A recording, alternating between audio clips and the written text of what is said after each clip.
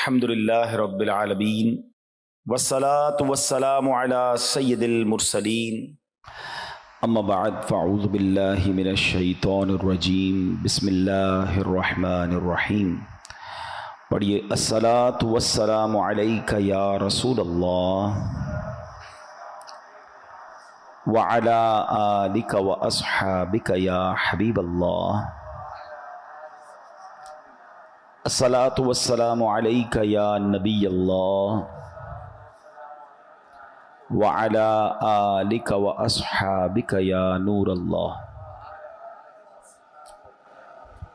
درود پاک کے بے شمار فضائل و برکات ہیں. بڑی کمال کی حدیث ہے. میرے آقا علیہ الصلوۃ والسلام فرماتے ہیں اذا فرغ احدکم من طہورہ، جب تم میں سے کوئی وضو سے فارغ ہو تو فرمایا فلیقل اشہد ان لا الہ الا اللہ وان محمدا عبدہ ورسولہ، تو وہ کہے اشہد ان لا الہ الا اللہ وان محمدا عبدہ ورسولہ ثم لیصلی علی، پھر مجھ پر درود شریف پڑھے. فاذا قال ذلک فتحت لہ ابواب الرحمہ، تو جب یہ درود پڑھے گا تو اس کے لیے رحمت کے دروازے کھول دیے جائیں گے. تو وضو کرنے کے بعد پڑھنا کیا ہے؟ اشہد ان لا الہ الا اللہ وان محمدا عبدہ ورسولہ، اور پھر اس کے بعد درود پاک پڑھنا ہے. آسیوں جرم کی دوا ہے درود، کیا دوا عین کیمیا ہے درود. ایک ساعت میں عمر بھر کے گناہ کرتا معدوم اور فنا ہے درود. چھوڑیو مت درود کو کافی، راہ جنت کا رہنما ہے درود. ہمیں چاہیے کہ ہم کثرت سے درود پاک پڑھتے رہا کریں، محبت کے ساتھ باآواز بلند درود پاک پڑھیے. صلو علی الحبیب صلی اللہ تعالی علی محمد صلی اللہ علیہ وسلم. ہم جب بیان کرنے آتے ہیں تو کوشش کرتے ہیں کہ کچھ نہ کچھ قرآن کی آیتوں کو ہم سمجھیں، قرآن کی آیتوں کو ڈسکرائب بھی کریں اور ان سے کچھ میسج حاصل کرنے کی کوشش کریں. اللہ کریم قرآن مجید کے پارہ نمبر 21 سورہ لقمان آیت نمبر 1 سے 3 میں ارشاد فرماتا ہے بسم اللہ الرحمن الرحیم الف لام میم تلک آیات الکتاب الحکیم ہدی ورحمۃ للمحسنین. آسان ترجمہ قرآن کنز العرفان، یہ حکمت والی کتاب کی آیتیں ہیں، نیکوں کے لیے ہدایت اور رحمت ہیں. اب ان آیتوں کی ہم ذرا تھوڑی سی تفصیل سمجھنے کی کوشش کریں گے کہ اس کا شان نزول کیا ہے، بیک گراؤنڈ کیا ہے، یہ آیتیں کس سینیریو میں کس وجہ سے نازل ہوئیں. اب جناب شان نزول یہ ہے کہ غیر مسلم شخص تھا جس کا نام تھا نضر بن حارث، مکہ مکرمہ کا رہنے والا تھا. ایک مرتبہ تجارت کے لیے ہیرا، یہ کوفہ سے 3 میل کی دوری پر ایک شہر ہے، وہاں وہ گیا اور واپسی میں کہانیوں کی کتابیں لے آیا. اور معاذ اللہ اب وہ مکہ مکرمہ کے لوگوں کو کہانیاں سناتا جاتا اور یہ کہتا جاتا کہ محمد صلی اللہ علیہ وسلم بھی تمہیں قوم عاد اور سمود کی کہانیاں سناتے ہیں، میں بھی تمہیں رستم اور اسفندیار وغیرہ کی کہانیاں سناتا ہوں. یعنی معاذ اللہ اپنے قصے کہانیوں کو قرآن کے برابر ٹھہرا دیا کہ قرآن بھی کہانیاں ہیں، میں بھی کہانی سنا رہا ہوں. تو اس بدبخت کی مذمت میں، اس کے رد میں سورہ لقمان کی آیتیں نازل ہوئیں. اب اللہ نے کیا فرمایا؟ ایک جگہ ارشاد فرمایا رب تعالیٰ نے وَمِنَ النَّاسِ مَن يَشْتَرِي لَهْوَ الْحَدِيثِ لِيُضِلَّ عَن سَبِيلِ اللَّهِ بِغَيْرِ عِلْمٍ وَيَتَّخِذَهَا هُزُوًا أُولَٰئِكَ لَهُمْ عَذَابٌ مُّهِينٌ. ترجمہ کنز العرفان، اور کچھ لوگ کھیل کی باتیں خریدتے ہیں تاکہ بغیر سمجھے اللہ کی راہ سے بہکا دیں اور انہیں ہنسی مذاق بنا لیں، ان کے لیے ذلت کا عذاب ہے. یعنی نضر بن حارث جو کہانیوں کی کتابیں اٹھائے پھرتا ہے اس پہ خرابیاں ہیں. نمبر 1 پہلی خرابی تو یہ کہ یہ لہو الحدیث یعنی بے مقصد کہانیاں اور کھیل کی باتیں ہیں. اور نمبر 2 دوسری خرابی یہ کہ ان کو پڑھنے سننے والے اللہ پاک کے رستے سے اور نیکی سے دور ہو جاتے ہیں. اور اللہ کریم نے جو قرآن کی شان بیان فرمائی الف لام میم تلک آیات الکتاب الحکیم، الف لام میم یہ حکمت والی کتاب کی آیتیں ہیں. یعنی قرآن کریم کی پہلی شان تو یہ ہے کہ نضر بن حارث کہانیوں کی کتاب لایا ہے، وہ لہو الحدیث ہیں، فضولیات ہیں. قرآن کریم کی شان یہ ہے کہ ہر لفظ حکمت بھرا ہے، ہر لفظ میں خزانے ہیں. اور آگے ارشاد فرمایا ہدن یعنی ہدایت. دوسری شان یہ ہے کہ قرآن کریم صرف کتاب حکمت نہیں بلکہ کتاب ہدایت بھی ہے. نضر بن حارث کی ان کہانیوں کو پڑھ کر بندہ بھٹک جاتا ہے. قرآن کریم کی تلاوت کرے چاہے سمجھ کر کرتا ہو یا بغیر سمجھ کے کرے، عربی ہو یا عجمی ہو، عالم ہو یا بے پڑھا ہو، بس قرآن کریم کھولے ادب کے ساتھ اس کے الفاظ مبارک اپنی زبان سے ادا کرتا جائے. اس کے ان الفاظ کی بھی تاثیر یہ ہے کہ وہ دل میں ہدایتیں اتار دیتا ہے. سمجھ نہ بھی آئے تو تلاوت قرآن امپیکٹ رکھتی ہے. آج بھی آپ دیکھ لیں, ہمیں بہت سارے ایسے لوگ ہیں جن کو قرآن سمجھ نہیں آتا, لیکن کوئی بہترین قاری تلاوت کرے, کوئی بہترین قاری تراویح میں پڑھ رہا ہو, تو قرآن سنتے جائیں تو دل نرم ہو جاتا ہے, آنکھوں سے آنسو نکلنا شروع ہو جاتے ہیں. اٹ مینس قرآن دل پر براہ راست اثر کرتا ہے. اور آگے فرمایا وَرَحْمَةً لِّلْمُحْسِنِينَ, اور رحمت ہیں نیکوں کے لیے. تو قرآن کریم کی تیسری شان کیا ہے؟ جو اول تا آخر رحمت ہی رحمت ہے. دنیا کی کوئی ایسی کتاب نہیں جس کے ایک ایک حرف کو تلاوت کرنے پر 10 نیکیاں ملتی ہوں. یہ صرف قرآن پاک کی شان ہے. بندہ جب قرآن پاک کو کھول بیٹھتا ہے نا, صرف قرآن کو دیکھنا شروع کرتا ہے, پڑھنا شروع کرتا ہے, چھما چھم رحمتیں برسنا شروع ہو جاتی ہیں اور نیکیوں کا ذخیرہ جو ہے وہ بڑھتا چلا جاتا ہے. اب پیارے اسلامی بھائیوں, اب یہاں ہمیں بہت اہم بات قرآن سے جو میسج لینا ہے. آج ہم میں سے بہت سارے لوگ کچھ نہ کچھ پڑھ رہے ہوتے ہیں, کچھ کتاب سے پڑھ رہے ہوتے ہیں, کچھ فیس بک پہ پڑھ رہے ہوتے ہیں, کوئی یوٹیوب پہ دیکھ رہے ہوتے ہیں, کچھ سوشل میڈیا پوسٹیں ہماری نظروں سے آ رہی ہوتی ہیں, گھنٹوں ہمارا کچھ نہ کچھ ہماری آنکھوں کے سامنے سے گزرتا ہے, لوگ پڑھ رہے ہوتے ہیں. اس مقام پر نظر بن حارث کے ان باتوں اور قرآن کریم کا تقابل کر کے جو ہمیں میسج دیا گیا نا, وہ سمجھنا ضروری ہے. نمبر 1, کچھ بھی پڑھنا ہو اس میں پہلی بات یہ چیک کرنی ہے کہ پڑھ کر ہدایت ملے تو پڑھ لو, فضولیات پر مبنی ہے تو بچ جاؤ. جو پڑھ رہے ہو اس سے حکمت و نصیحت ملتی ہے تو پڑھ لو, فضولیات ہیں, گمراہی آتی ہے, نیکی سے دور ہو جاؤ گے, اس سے بچ جاؤ. اگر اسے پڑھ کر ثواب ملنے کی امید ہے تو پڑھ لو, اور ثواب ملنے کی امید نہیں بلکہ گناہ کی امید ہے, اس سے بچ جاؤ. تو اب یہ کلیہ سامنے رکھ لیں کہ کیا دیکھنا ہے, کیا سننا ہے, کیا نہیں سننا, کیا پڑھنا ہے, کیا نہیں پڑھنا. اگر یہ بات ہمیں سمجھ آ جائے تو قرآن نے اپنی شان بھی بیان کر دی, اور رہتی دنیا کو پڑھنا, سننا, دیکھنا کیا ہے اور کیا نہیں دیکھنا اس کا فارمولہ بھی بتا دیا. اب میرے پیارے اسلامی بھائیوں, حضرت زید بن اسلم رضی اللہ تعالیٰ, دیکھیں قرآن کتنا امپیکٹفل ہے اور اس کی ایک ایک آیت, ایک ایک سورت کس قدر درس رکھتی ہے. ایک مرتبہ ایک شخص بارگاہ رسالت میں آیا اور نبی پاک علیہ السلام نے کہا کہ ایک صحابی سے کہ یہ نیا مسلمان ہوا ہے, نئے شخص آئیں کو قرآن سکھاؤ. صحابی رسول نے لے کر بیٹھ گئے اور قرآن سکھانا شروع کیا. ایک اور بات سمجھ آئی کہ قرآن سیکھنا سکھانا یہ دربار رسالت میں موجود صحابہ کا طریقہ تھا. ایک حدیث پاک بھی ہے, خیرکم من تعلم القرآن وعلمہ, تم میں بہترین وہ ہے جو قرآن سیکھے اور دوسروں کو سکھائے. ہم اتنے سارے لوگ بیٹھے ہیں, کیا ہم ان بہترین لوگوں میں شامل ہیں یا قرآن خود سیکھ لیا ہے؟ اگر سیکھ لیا ہے تو کیا دوسروں کو سکھاتے ہیں؟ ہماری بہت بڑی تعداد ہے جن کو قرآن پڑھنا ہی نہیں آتا, پراپر پڑھنا نہیں آتا. بہرحال صحابی رسول نے قرآن سکھانا شروع کیا, سورہ زلزال سکھائی, 7ویں آیت سکھائی تو کہتے بس مجھے اب کافی ہے, اتنا کافی ہے. تو صحابی رسول نبی پاک کے پاس آئے, کہتے ہیں حضور یہ تو 7 آیتیں سیکھ کر کہہ رہے ہیں مجھے کافی ہے, اور پڑھی نہیں رہے آگے. کہتے بس 7 آیتیں کافی ہیں. اللہ اکبر. نبی پاک نے فرمایا اسے چھوڑ دو, اسے فقاہت یعنی دین کی سمجھ مل گئی ہے. یعنی 7 آیتوں میں اتنا کمال. سکھانے والے کون تھے؟ صحابی رسول تھے نا, کس انداز سے سکھایا ہوگا, کیسا دل میں اتارا ہوگا. سچی بات تو یہ کہ بعض اوقات قرآن کی ایک آیت اگر صحیح سمجھ آ جائے اور بندہ اس پر عمل کر لے, زندگی گزارنے کے لیے کافی ہے. نبی پاک نے فرمایا 7 آیتیں سیکھ لی, اس کو فقاہت مل گئی, اس کو دین کی سمجھ مل گئی. تو اب پتا چلا یہ ہے قرآن, یہ ہے کتاب ہدایت کہ اس طرح امپیکٹ کریٹ کرتی ہے, اور بندہ دل سے پڑھے سمجھ لے تو اس کی زندگی سنور جایا کرتی ہے. حضرت جبیر بن مطعم رضی اللہ تعالیٰ عنہ صحابی رسول ہیں, فتح مکہ سے پہلے انہوں نے اسلام قبول کیا اور مدینہ منورہ میں رہتے تھے, وہیں انہوں نے وفات پائی. اپنے اسلام قبول کرنے کا واقعہ بیان کرتے ہیں کہ کیسے اسلام قبول کیا. کہتے ہیں غزوہ بدر میں جو غیر مسلم قید ہوئے تھے, ان قیدیوں کی بات چیت کرنے کے لیے میں مدینہ منورہ آیا تھا, یعنی غیر مسلموں کی طرف سے نیگوشیشن کے لیے. کہتے ہیں میں مدینہ منورہ آیا, جب یہاں پہنچا تو مغرب کا وقت تھا, مسلمان مغرب کی نماز پڑھ رہے تھے, نبی پاک علیہ السلام امامت فرما رہے تھے, اور پیارے آقا نے نماز کے اندر جو آیت تلاوت کی, وہ نماز کی جو تلاوت تھی وہ مسجد کے باہر بھی آواز آ رہی تھی, اور پیارے آقا سورہ طور کی تلاوت فرما رہے تھے. اب میں حیران ہو گیا کہ آواز کیسی ہے, قرآن پڑھنے والا کون؟ اللہ کے حبیب علیہ السلام جن پر قرآن نازل ہوا ہے, اور کلام کس کا؟ اللہ کا کلام. کیسی تاثیر ہوگی. کہتے ہیں مسجد کے باہر کھڑا ہو گیا, اور اب میرے کانوں میں نبی پاک کی پیاری میٹھی آواز اور اللہ کا کلام جانے لگا, اور نبی پاک نے یہ آیات پڑھی, ان عذاب ربک لواقع ما لہ من دافع, بے شک تیرے رب کا عذاب ضرور واقع ہونے والا ہے, اسے کوئی ٹالنے والا نہیں. کہتے ہیں ان آیات کو سنا تو میرا دل ایسے ہو گیا جیسے ابھی پھٹ جائے گا. مجھے یوں لگا تھا کہ میں یہاں سے قدم بھی نہیں اٹھا سکوں گا, اس سے پہلے ہی مجھ پر عذاب برس جائے گا. میں نے اللہ پاک کے عذاب سے ڈر کر اسی وقت توبہ کی اور ایمان قبول کر لیا. آئے تھے غیر مسلموں کی طرف سے نیگوشیشن کرنے, مگر قرآن نے دل پر ایسا امپیکٹ کیا, اتنا انڈرسٹینڈ کیا قرآن کو کہ فوراً ایمان قبول کر لیا. تو تو یہ ہے قرآن. اللہ پاک ہمیں قرآن اس کی حقیقی روح کے مطابق پڑھنے کی توفیق عطا فرمائے. اللہ اکبر. قرآن گناہ گاروں کو کیسے ہدایت دیتا ہے. ایک بار حضرت ابو ہاشم رحمۃ اللہ تعالی علیہ فرماتے ہیں, ایک مرتبہ بصرہ کشتی میں جانے کے لیے سوار ہوا. اس کشتی میں ایک مرد بھی تھا, اس کے ساتھ کنیز بھی تھی. آگے بڑھے تو مرد نے اپنی کنیز سے کہا ذرا شراب پلاؤ. اس نے شراب پلائی. کنیز کو کہا کچھ گانا بھی سناؤ. حالانکہ وہ بزرگ ساتھ بیٹھے تھے مگر وہ اپنی رنگ رلیوں میں مصروف تھا. کہتا گانا سناؤ. اس نے گانا بھی شروع کر دیا. تھوڑی دیر بعد وہ شخص جو ہے وہ حضرت ابو ہاشم سے کہتا ہے اس گانے جیسا تمہارے پاس بھی کچھ ہے, تم بھی کچھ سنا سکتے ہو. اب ان کو موقع ملا, انہوں نے قرآن کی تلاوت شروع کر دی.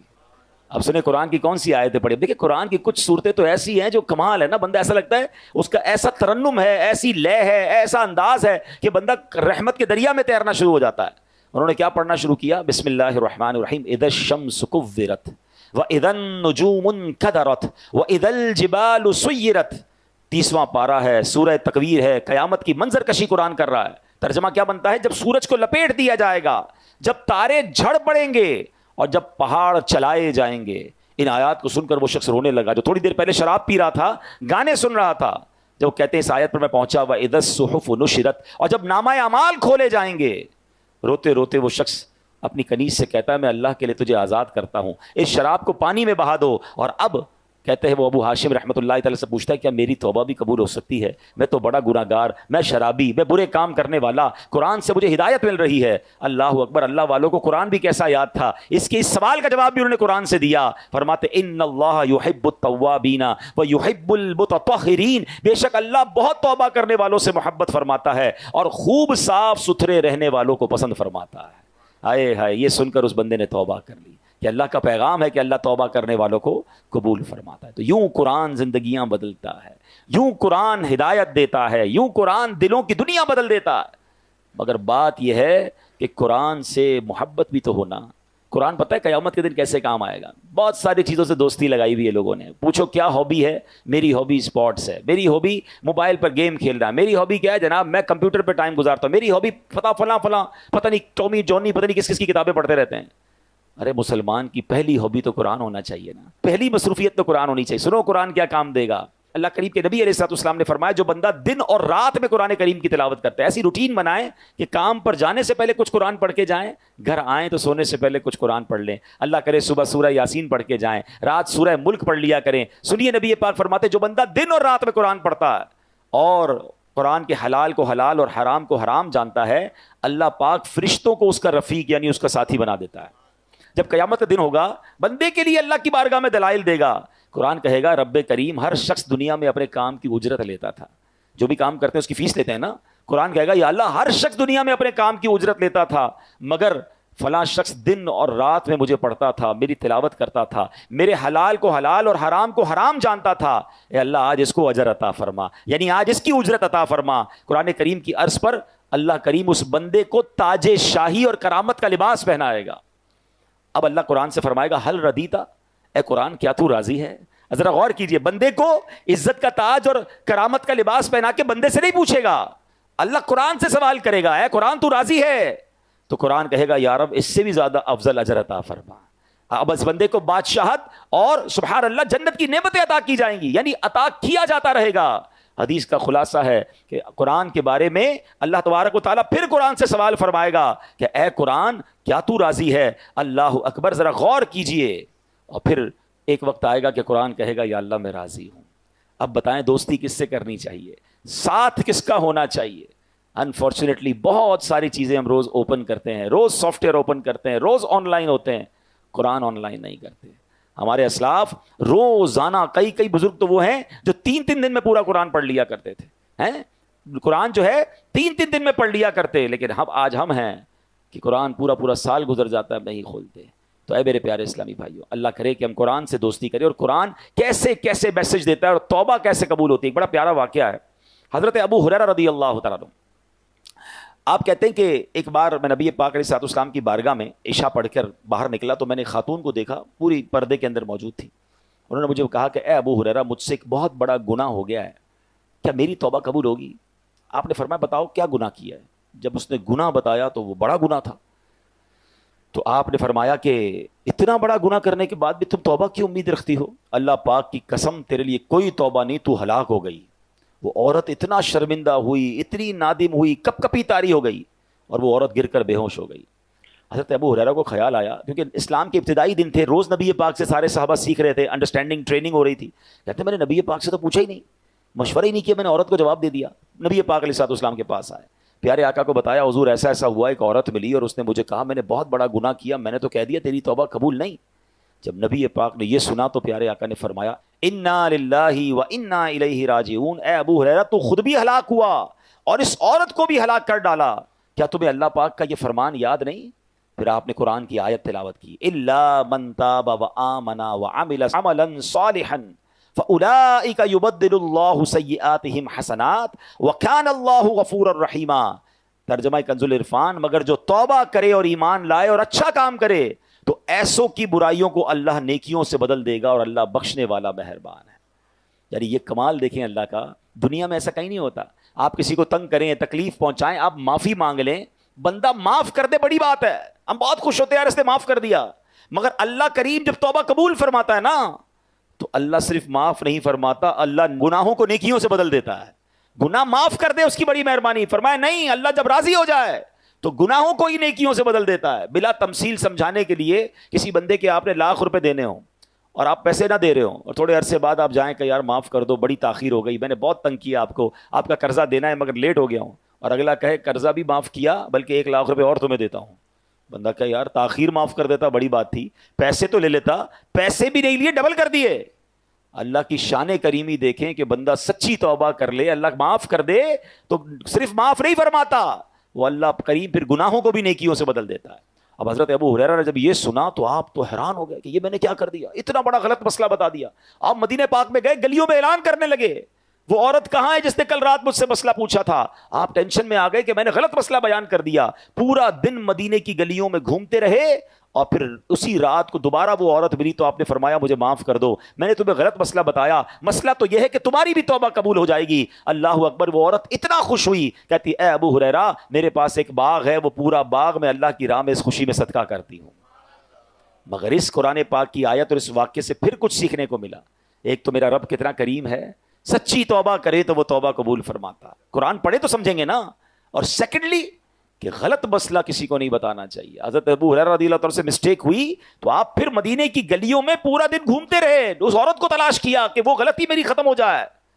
مگر آج جس کے منہ میں جو آتا ہے قرآن کی تفسیر بیان کر رہا ہے، حدیث لوگ باتوں پہ کہہ رہے تھے اللہ قرآن میں فرماتا، اس سے پوچھو کہاں فرماتا ہے، یہ نہیں پتا، تمہیں نہیں پتا اللہ کیا کہتا ہے؟ ارے بھائی اللہ کیا کہتا ہے یہ کہنے کے لیے آپ کے پاس دلیل ہونی چاہیے۔ بھائی حدیث میں یہ آتا ہے، آپ نے کون سی حدیث پڑھی ہے؟ وہ میں نے سوشل میڈیا پہ پڑھا تھا۔ بھائی سوشل میڈیا کی ہر بات حدیث ہو جائے گی، ہر بات قرآن ہو جائے گی، ہر چیز کو فارورڈ کر دیں گے، ہر پوسٹ کو فارورڈ کر دیں گے، کیا پتا وہ غلط ہو، اور باقاعدہ پلاننگ کے ساتھ قرآن و حدیث کی غلط انٹرپریٹیشنز سوشل میڈیا پہ فلوٹ کی جا رہی ہیں کہ آپ کو نہیں پتا قادیانی لابی کیسے کام کر رہی ہے، معاذ اللہ قرآن میں وہ تحریف کر رہے ہیں، اور ہمیں تو آتا جاتا کچھ نہیں، جو پوسٹ آئی آگے بڑھا دی، جو پوسٹ آئی آگے بڑھا دی۔ آپ یاد رکھیے اللہ قرآن میں ارشاد فرماتا ہے وَمَنْ أَظْلَمُ مِمَّنِ افْتَرَىٰ عَلَى اللَّهِ كَذِبًا، اس سے بڑھ کر ظالم کون جو اللہ پر جھوٹ باندھے۔ اللہ پر جھوٹ باندھنے کا مطلب کیا ہے کہ اگر کوئی یہ کہے کہ اللہ یہ فرماتا ہے، اللہ کے رسول یہ فرماتے، تو اللہ رسول پر جھوٹ باندھنا ہوا نا، نہیں فرمایا انہوں نے۔ کہ آپ کو پورا قرآن یاد ہے، آپ کو پوری حدیثیں یاد ہیں، ہر پوسٹ کو فارورڈ کرنا ہے، کتنی من گھڑت حدیثیں، کتنی من گھڑت روایتیں سوشل میڈیا پہ فلوٹ کر دی جاتی ہیں، مسلمان اس کے ساتھ چل رہے ہوتے ہیں۔ ایسا نہ کریں، آپ کو نہیں کنفرم آپ مسئلہ آگے نہ بتائیں، کیونکہ مسئلہ غلط بتایا اور وہ جب تک عمل کرتا رہا اس کا عذاب کس پر آئے گا۔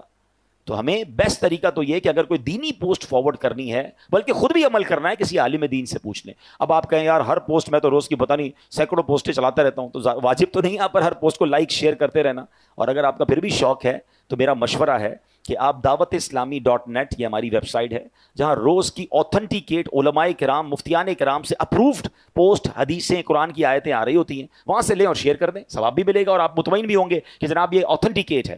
ورنہ ایسا نہ ہو کہ غلط مسئلے آگے فارورڈ کرنے کی وجہ سے ہم بھی گناہ گار ہوں۔ اللہ مجھے اور آپ کو ایسی احتیاط بھی نصیب فرمائے۔ انسان ہے نا ہم بھی، جیسے میں بیٹھا ہوں بیان کر رہا ہوں، مجھ سے بھی غلطی ہو سکتی ہے، لیکن اگر کسی بیان کرنے والے سے بھی غلطی ہو جائے اور اسے پتہ چل جائے کہ بھائی آپ نے آیت ٹھیک نہیں پڑھی، حدیث صحیح بیان نہیں کی، یا مسٹیک ہو گئی ہے، سلپ آف ٹنگ ہو جاتا ہے، شرمانا نہیں ہے، ہاں فوراً بتائیں کہ میری غلطی ہے، میں نے غلط پڑھا تھا، صحیح یہ ہے، کیونکہ لوگوں کی شرم کی وجہ سے کئی قیامت میں مارنا پڑے۔ ہم نے دیکھا کہ امیر اہل سنت، فاؤنڈر آف دعوت اسلامی، اتنی بڑی ہستی ہوتے ہوئے براہ راست چینل پر بتاتے ہیں کہ بھائی فلاں مسئلے میں غلطی ہوئی تھی، صحیح مسئلہ یہ ہے، اس میں کوئی شرم اور آر نہیں ہونی چاہیے. چند لوگوں کی شرم اٹھانے کے لیے کہ لوگ کیا کہیں گے. ارے لوگ کچھ کہیں نہ کہیں, اگر رب ناراض ہو گیا اور گناہ جاریہ ہو گیا, میں نے جائز کو ناجائز کہہ دیا اور ناجائز کو جائز کہہ دیا, تو میرے لیے تو عذاب کا باعث بن جائے گا. تو کبھی بھی زندگی میں اگر کوئی آپ کو بتا بھی دینا کہ یار آپ سے یہ غلط مسئلہ بیان ہو گیا ہے, آپ نے یہ مسٹیک کی ہے, تو اس میں 1 منٹ نہ لگائیں اور فوراً اس کو ٹھیک کریں, اور الحمدللہ علماء حق سے رابطے میں رہیں تو انشاءاللہ اس کی برکتیں ملتی رہیں گی. ایک اور پیاری حدیث, نبی پاک علیہ الصلوۃ والسلام فرماتے ہیں, ایک شخص نبی پاک کی خدمت میں حاضر ہوا, عرض کی یا رسول اللہ افضل عمل کون سا ہے؟ فرمایا تم پر لازم ہے حال مرتحل, یعنی منزل پر پہنچ کر پھر سفر شروع کر دینے والے بن جاؤ. عرض کیا حضور یہ مرتحل کیا ہے, یہ کیسا کام بندہ ہے؟ تو فرمایا جو قرآن پاک کو ابتدا سے پڑھے اور اختتام پہ پہنچے اور پھر دوبارہ پڑھنا شروع کر دے, پھر ختم ہو پھر پڑھنا شروع کر دے, یعنی منزل پر پہنچ کر پھر سفر شروع کر دے, تو سبحان اللہ اس کو مرتحل کہتے ہیں, اور یہ افضل عمل ہے. اللہ کریم سے دعا ہے اللہ مجھے اور آپ کو ذوق و شوق کے ساتھ تلاوت قرآن کا شوق نصیب فرمائے. اللہ کرے کہ ہم صحیح طریقے سے قرآن پڑھنے والے بن جائیں. اللہ پاک ہمیں عمل کرنے کی توفیق عطا فرمائے. آمین بجاہ النبی امین صلی اللہ علیہ وسلم.